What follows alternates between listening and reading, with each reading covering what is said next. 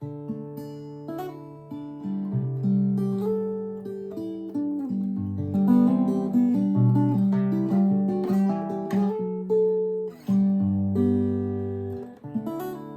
good morning, everyone. Sitting here with my coffee.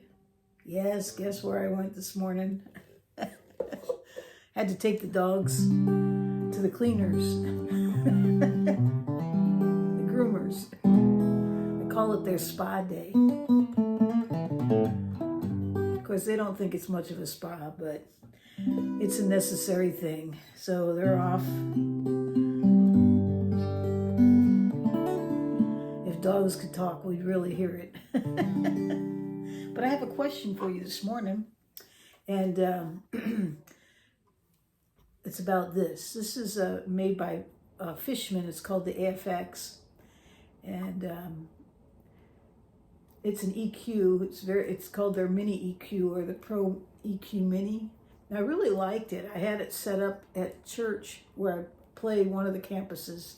I used it to because I had a Grace technology that didn't have any way to adjust the mids. So I put this in between an LR Baggs reverb and then the Grace technology. And I've been using it for quite a while now, and it just has worked great. I could just fine tune that mid range, and I just loved it. And then day before yesterday, this is Tuesday, I was playing, and in the middle of everything, all of a sudden it started buzzing. And I don't know why, so I took it out, and I brought it home, and I set it up on the pedals that I have here, and sure enough, it started buzzing. It was buzzing a B sound, like that. Just that sound. So I don't know why it's doing that, and it does it here. It's doing there, and it started suddenly. So does anybody have a clue as to why that would happen? It's really a nice device. It works excellent when you have it working right. But I'm thinking that maybe something went wrong with the pedal. Fishman's really good about Followup, by the way. I've called them before on things, and I'm going to call them on this. But I thought maybe someone out there might have experience with that, with sudden buzzing noise, or it's probably 60 cycle. I don't know why that would happen. I mean, nothing changed. I was just playing, and all of a sudden it just out of nowhere decided it was going to start buzzing. So anyway, so that's the question, to see if anybody has an answer to that.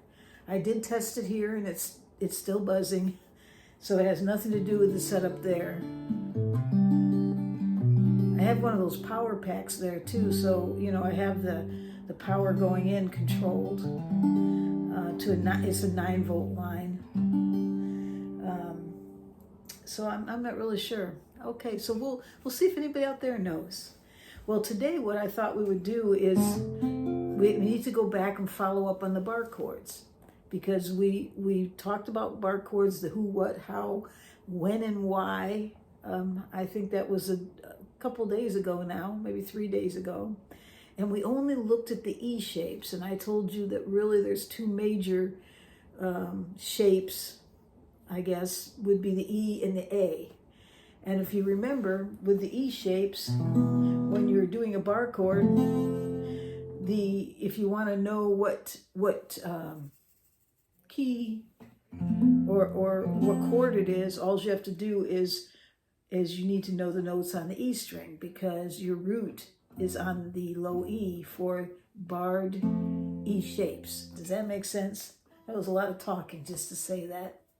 So for instance, if I'm barring at the 3rd fret, the note on the low E is G, right? So therefore, that's the G chord. And we can test it out. Sure enough, it's the G chord because the root is found on the low E. So if I play that same shape, it's an E shape here with a bar at the 5th fret, guess what? The root is A, the chord is A, okay?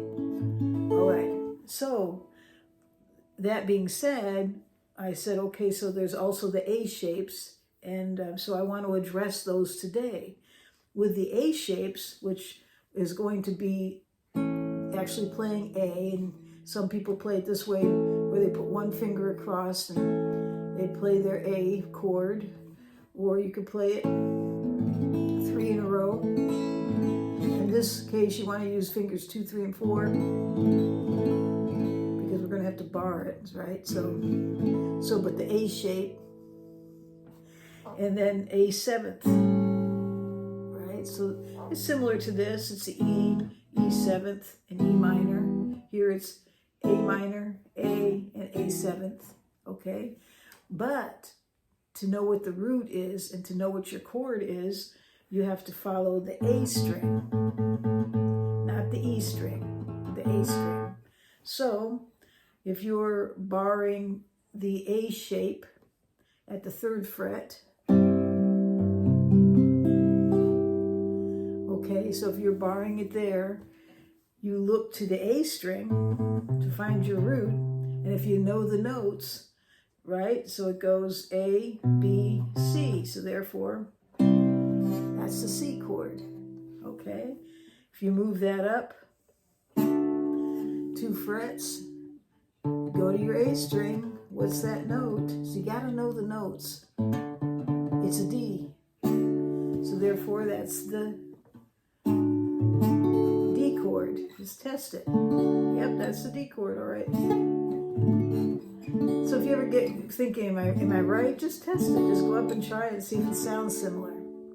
Okay, and if you move up 2 more frets, that A note, that A string, you're playing an E on it now. So there it is. That's the E chord. Yep, sounds just like it.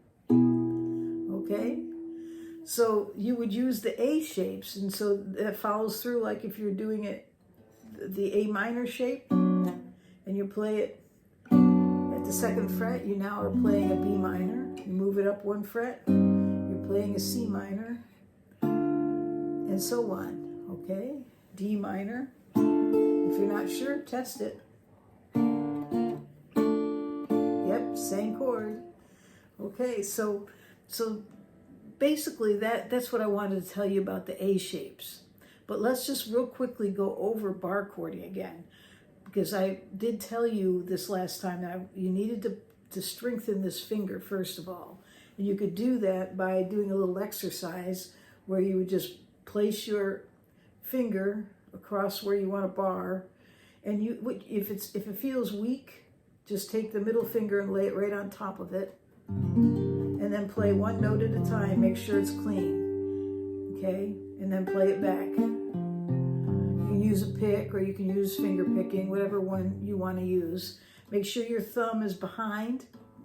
It can't be peeking up over the horizon, okay? But do that all the way up. And do that every day until that finger will start getting stronger. You know, that your hand will get stronger in there, and it will make it a lot easier. So that's a good exercise.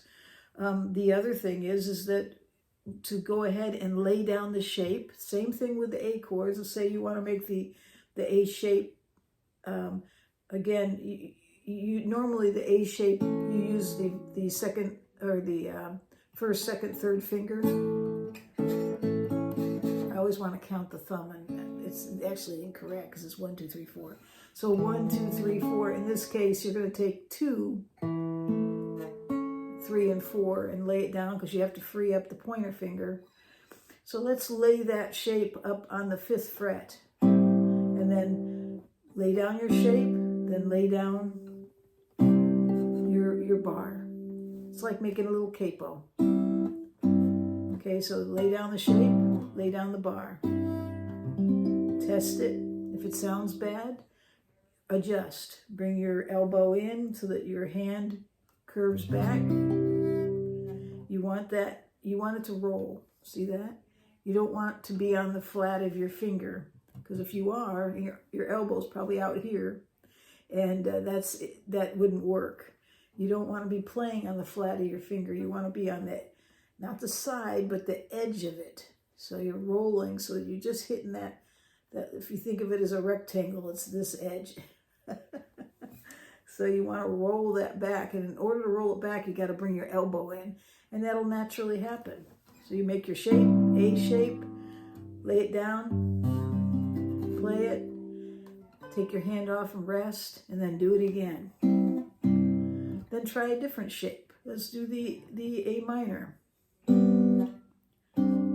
There it is. I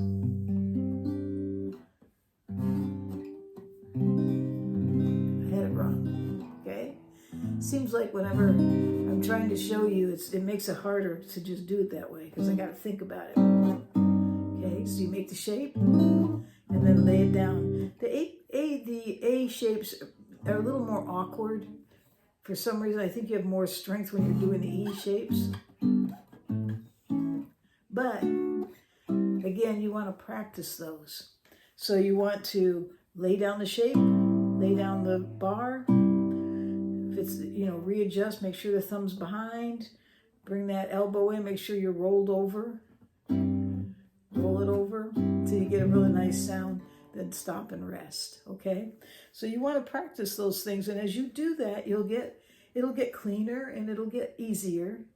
I also want to say that there's something to be said about if you're not getting a clean shape, just play part of the chord, which is, you can do power chords even, because let's look at that E up here. Let's make the A shape up here, okay, on the 9th fret. And then lay it down, your bar on the 7th fret. That's an E chord. I mean, I'm not getting a good sound. I'm not in a good position. There we go. There it is right there. Well, actually, it sounds good, but sometimes it's easier just to play part of the chord and do your power chord.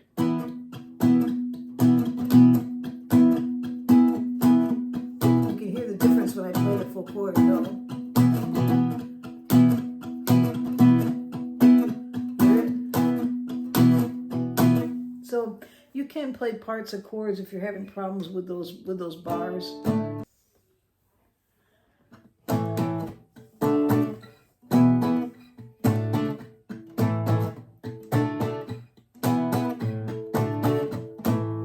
See that?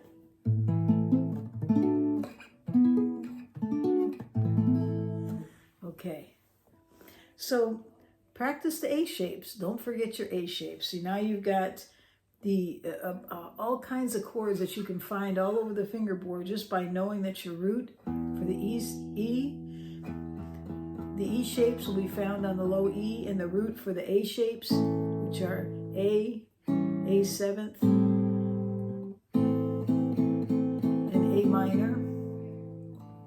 You bar those all the way up, and you can find what you're doing simply by knowing the note of the A string, because that's where your root is, okay?